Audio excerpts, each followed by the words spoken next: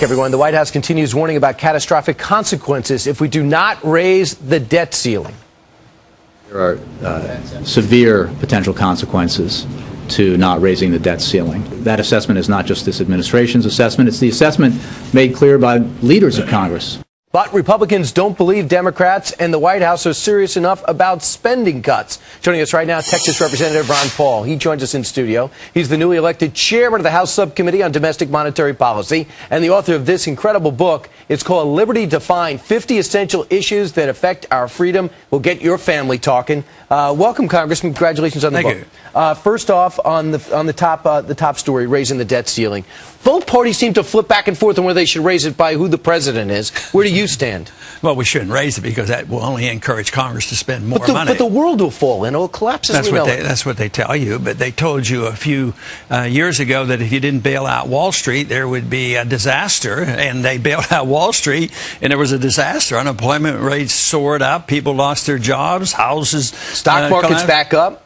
Oh, yeah, well, it protected Wall Street, but there's still 33 million people unemployed in this country. So it was perpetuating a disastrous situation for the average person. At the same time, Wall Street gets bailed out. So ultimately, you're not voting for raising the debt ceiling? No, I never have, and I've never voted for any spending because I think it's been out of control for decades, and someday we have to get this under control. You're against the existence of the Fed, let alone Ben Bernanke. He will sit down and have a press conference tomorrow. You as a big critic, what are you going to ask him? Well, I don't get to ask him. What would you ask him? Well, I would ask him where he gets the authority to print money out of thin air, because it's not in the Constitution, and that is the basic problem. The whole idea, the Fed creates a problem because it serves the Congress. They spend too much money on militarism and welfarism. So they go to the Fed and we borrow and we tax, but then the Fed prints the money. So you'll never get the budget under control as long as you have the Fed monetizing debt. And he has to someday understand that, which he won't. So someday we'll have to change the system. And flooding the market. And you go back to the Keynesian versus Austrian theory. Now, right away you think it goes over my head, but you break it down very easily. You said as soon as we go to this Keynesian, this Lord Keynesian way of thinking, that's when everything gets off the rails. And it really goes back to what Bernanke's doing. Yeah, he is a Keynesian. He's an economic planner. The worst thing you can do is fix prices. When you fix prices, you destroy the market. Mises, the great Austrian economist, said socialism would never work because there's no pricing structure. But the money is one half of every transaction. Yet Bernanke thinks if he can regulate the supply of money and the interest rates, he can do anything possible. He says he can solve all the problems by manipulating money. Now, the Republicans have said, and you were a Republican, that the problem is not a revenue problem, it's a tax problem. We don't have a revenue problem, we have a spending problem. You believe our income tax, the federal income tax, should be zero for Americans. Why? How can we exist like that? Well, we would exist much better because the people would spend more money. There'd be more wealth created.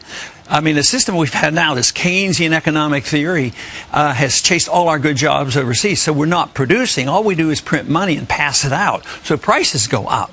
So, yes, we would be much better off if the people spent the money, but you have to change the whole concept of our military operations overseas as well as our welfare system here. Now, you also, if you run for president, you'd get rid of Social Security as well, correct?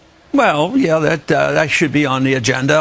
Everything should be. And the Department of Education. Yeah, they're not part of the Constitution. You announced last night with Sean Hannity you're going to form a exploratory committee. Right. And last time you did that, you ran for president, and you got record crowds, a lot of passion, and a lot of money flooded in. What's going to be different this time that gets you the victory as opposed to getting a lot of heat and press? Well, it looks like the enthusiasm has continued. I assumed before that as soon as the campaign was over, I would go back to Congress and nobody would hear of me again.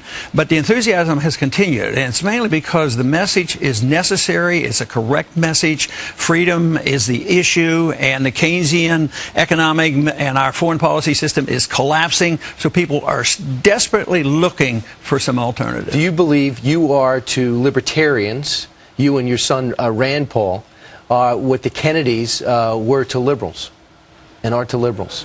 Do you believe that you're going to be the cornerstone for the libertarian movement that continues to grow? Well, I guess that remains to be seen. I haven't talked in those terms. Others have brought that up, but it's natural that children do pay attention, and we have similar ideas. And Rand was interested in politics and got in the Senate, so who knows? But I can just imagine. You told me it's not true, but your dinner table conversations must have been quite substantive. But overall, the main difference that I see, and we don't have time to get into it now, is the difference in foreign policy. You do not like us flooded around the world. You do not like our presence in other countries. And you see how the rest of the world sees us. In your eyes, the rest of the world sees us in many cases as a threat.